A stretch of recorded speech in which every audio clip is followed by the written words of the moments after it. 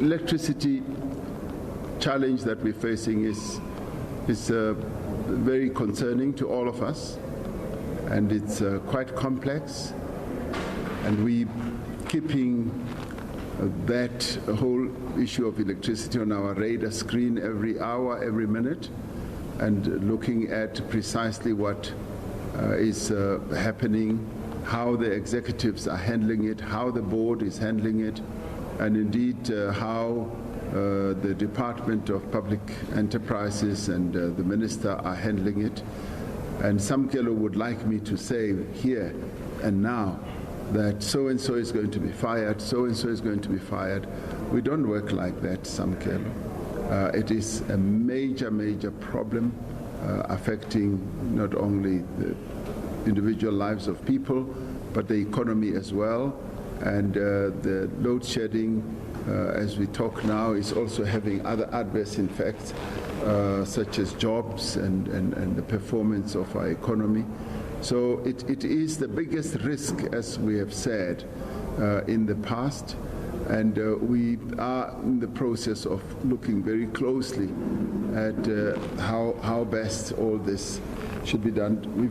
We got up to 16,000 megawatts out of commission, and whilst some 5,000 or so were being repaired.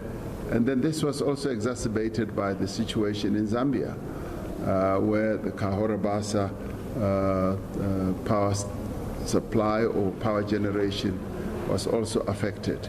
So it's a combination of a whole range of problems and challenges, which we are continuing to work on, to look at, and to continue to look at, yes, the proficiency and the capabilities of everyone who is involved, and seeking to find solutions for all this.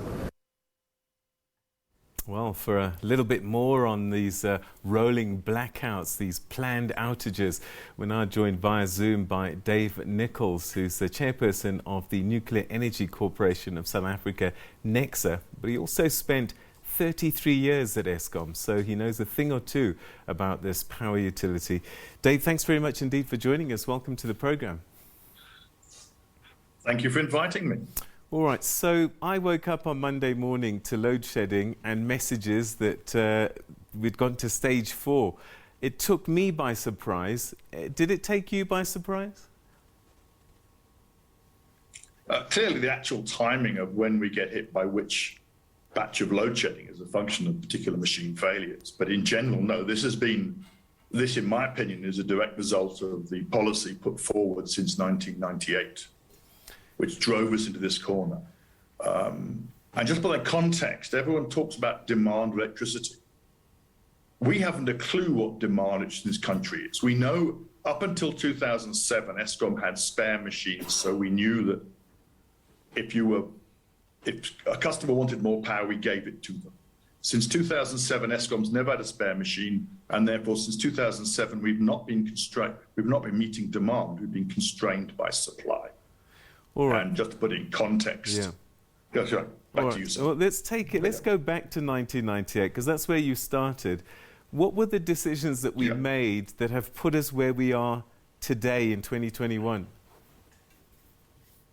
Okay, there was a great belief in the industry widely, not just in South Africa, it's a worldwide industry, that the free market was a better way of running big companies like Eskom, the natural monopolies of this world, than having a state-regulated utility. And so in the mid-1990s, culminating in the energy policy of 98, it was decided that Eskom would essentially be broken up. That's not new. Eskom was going to get restructured into a generation, transition and distribution company. In fact, there will be several generation companies. The aim was to sell off about 70% of Eskom's generation capacity to the private sector. And the private sector would build future power stations. And the private sector would enter into contracts with customers, with the grid system acting as an intermediary, but not actually being the contracting party. That was the plan. Eskom said in 98 that our projection said we'd run out of power in 2007, which was spot on. And nobody came to the market. No free marketeer came in and said, I'll build a plant. And there's very good reasons for that. The most obvious reason is that power generation is a very expensive, capital-intensive business. You're building something which may take you 5 or 8 years to build, and you're going to get the payback over the next 20 years, assuming the market is what you assume they're going to be. So the risks are very great. And so nobody came into the marketplace. And in 2004, Eskom was told, change all your policies, recreate the departments you closed down in 1998, which were the construction and the engineering companies, and start building plant because nobody else is building it. That was Medupi, Kasili, and Ngula. And essentially Eskom was in the back foot from there. So 2007, the power ran out on time, as predicted. Yeah. What could we have done then to prevent what we're seeing now, or had the horse already bolted? Well, let me, if I may, give you three very high-level scenarios. Yeah. From 1982 to 2007, the peak demand, the demand in this country rose by compound rate of 3.4% a year, which was quite reasonable for a developing economy.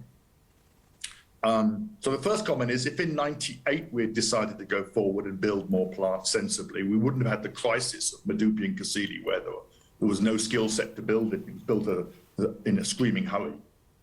We had to recreate organizations we had disbanded because we were told we weren't building anything. We would have gone on at 3.4% growth rate, which is what the rest of the developing countries have done. I'm not that exact number, but that's what our number was. And we'd now be at about 60,000 megawatts peak. Which means we'd have about 30 to 40% more GDP than we currently have, and jobs and so on. Okay, that was the idealized solution that we sought out the build program back in the mid-1990s. Assuming in 2007, we committed to a large build program, which was the plan, then we would now be getting out of the hole. And let me give you the plan that I was particularly involved with, was building the nuclear fleet at that time. And Eskom was sitting there having built Medupi and Kasili, called Coal 1 and Coal 2. And there was plans for Coal 3 and Coal 4. There was plans for Nuclear 1, Nuclear 2, Nuclear 3. If you think about power. And there was plans for more pump storage schemes. At the end of 2008, Eskom just basically realized that its balance sheet, as it was configured and as the tariff was being run, would not allow it to go on building plant. So Eskom at the end of 2008, essentially, cancelled all the projects for new build, except for Medupi, Kasili, and Ngula. So the Coal 3, the Coal 4, the stations that would have been built better because you learn as you do things, and so would have been okay. So that was the next crisis that essentially we never recovered from 2007. And in fact, the energy consumption stayed the same since then, which is not a growing economy. The challenge now, of course, is that the older stations are now running out of life. The new stations are going through a bathtub curve. Everyone says they're horribly unreliable, and yes, they are horribly unreliable. But that's standard for new power stations. Maybe Medupi, Kasili are worse than most. But my assumption is there'll be no different to Kendal or something, which when it first started up was horrendous. And then it settled down after a couple of years. And you can see that now. Medupi is more reliable than Kasili. Look at the numbers, about twice as reliable as Kasili. And so as those come in, we're taking old stations out. In about 2028, we're going to find a situation where we're shutting down stations that can't be run anymore because, as everyone says, they've been run into the ground certainly for the last 15 years. They've been run whenever you can run. And we'll then have a situation of, not as we've had since 2007, where we're telling people, you cannot build a new energy-consuming plant in this country because there's no power for it. That stopped growth. If we don't do something reasonably dramatic, by about 2030, we'll be telling companies that are currently running that there's no more Eskom power for. Not just that there's no more power occasionally, but that there's no more power, we're going to turn you off. And that's the biggest challenge at the moment. All right, so we're in 2021. You were the chief nuclear officer. Do we race to build nuclear plants alongside renewables? What do you think is the quickest route, even though it's longish term, to fix the country's energy crisis for a good number of years going ahead? Well, let's start with the renewable discussion, because here I'm going to be a little bit of a I happened to pull up, when you told me I was coming on tonight, I pulled up the grid connection, the renewable energy production, Eskom's announcement of what renewable energy produced over the month of May. I happen to have those numbers on my PC. Yeah. And what's interesting is that of something like 6,500 megawatts of installed renewable energy on the system, we hit a peak of production on about the 6th of June of about 3,750 megawatts. But we hit a low of around 278 megawatts on another day. So the first trouble is, if you're going to support an industrial grid, and this is true across the world, everybody's found this, the renewables need to get essentially 100% backed up by something that is dispatchable. In other words, and it could be batteries, but batteries are horrendously expensive and very small compared to grid requirements. And most of the cost of batteries is the cost of materials, so that's not going to come down that much more. So my answer, if I was asked now to do I'd say we need to get something urgently in, very much in line with the risk mitigation IPP program, which was a program driven by technology neutral, performance driven. I need power for this much over this time. What can you do for me? That, of course, has been hung up with the whole power ship discussion, because nobody wanted the Turkish power ships to win. It was meant to be won by the renewable lobbies. So I would push ahead with those while pushing ahead with the nuclear build program. What's interesting is that if you look at in the world as a whole, internationally, the rate at which people have put new technology into the field, certainly low carbon technology, has been dominated by examples where nuclear has been doing, like Sweden, France, elsewhere, much more energy. So my answer at the moment is that we should be pushing hard for more of the risk mitigation program, and we should be pushing that's a short-term program and a medium-term program of building a nuclear fleet, because that's the only low-carbon dispatchable technology we can get in this country. It's that or it's hydro. And unless you're going to move the Grand Inga Dam from the middle of the Congo to the middle of the Free State, which I think is a bit difficult, we've got a problem with that. And we saw that with whatever happened with Kawabasa. If your power lines come over the border, you have a degree of politics involved. So yeah, we should be pushing hard on a series of projects, but it shouldn't be one thing. It should be a range of things, but it should be aimed for what the customer actually needs, which is 24/7 power, not what's fashionable. All right. So the UK announced last week a partnership with South Africa, the US, and a couple of European countries. This Just Transition Energy Partnership, where we're looking to get, in the first phase, $8.5 billion to help us transition from coal. Do you reckon this money should be used then, part of it, for a nuclear build? Well, I don't know. I think nuclear build will be difficult because Germany is in the team, and Germany is ideologically opposed to nuclear power. There's a series of those examples out there. But also, it's not very much money. I mean, I understand the level of scale we're talking about. I mean, Medupi and Kusile each cost, realistically, say $14 billion each. Right. Round numbers. Maybe it's a bit less than that. So we're talking about, in return for us closing down a very large chunk of our coal fleet, we're talking about somebody lending us, or granting us, I suppose the conditions would be, about half the price of another big coal station. Yeah. So I'm not sure quite where it takes us. I really don't know. And I'm clear the details. I was thinking to the Minister of Environmental Affairs, Ms. Creasy, on the radio TV yesterday. And she was saying basically, no, there's no details for this thing. It's just a number that someone's plucked up in an agreement that they'll find a way to do it.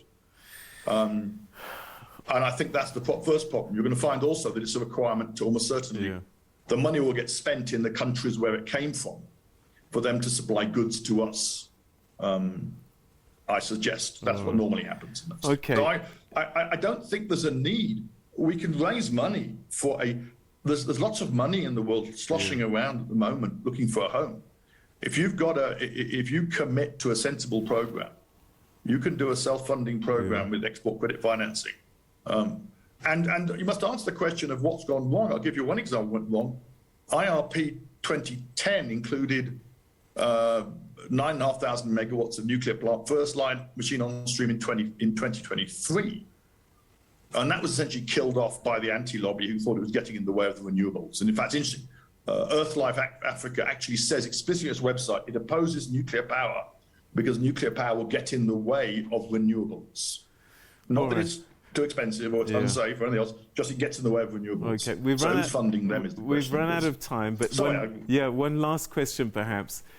The government says it's going to try its best to fix this problem. Andre de Ruyter and his team working terribly hard to try and fix the problem. From where you're standing, 33 years experience at Eskom, you saw this coming as far back as 1998. How much longer do you think we need to brace ourselves for these rolling power outages for? Are we talking months? Are we talking years? What are we looking at? I think I've seen in my life a number of times when people have come in and have really come in effectively to fix something. And it's always surprising how fast you can fix something if the mind is right and it does right. If you look back to 2016, when we brought in, there was a change of leadership at Eskom, we moved the availability up dramatically over about 6 months. So I believe that in the short-term plan, I want to separate, there's a short-term plan, a long-term end state, and a transition between them. If you can't define those three things, then you haven't got a plan. I believe we could do it reasonably quickly. We'd still constrain the industry because there wouldn't be enough plant to build new plant. But I think we get out of the current crisis in about a year, given the right level of engagement. That would be a short-term response. And then if you don't start doing something like the risk mitigation program and other things, you will find yourself getting back into that in another 5 years later. Dave Nickols, the chairperson of NECSA, thank you so much indeed for joining us and giving us some insights with all the experience that you've had in the energy sector. Thank you so much for your time. Thank you. All right, that's Dave Nickols saying that, we've made a couple of miscalculations over decades and that some of what we're seeing today perhaps could have been predicted. And a lot of things need to happen and happen quite quickly to start getting this problem solved.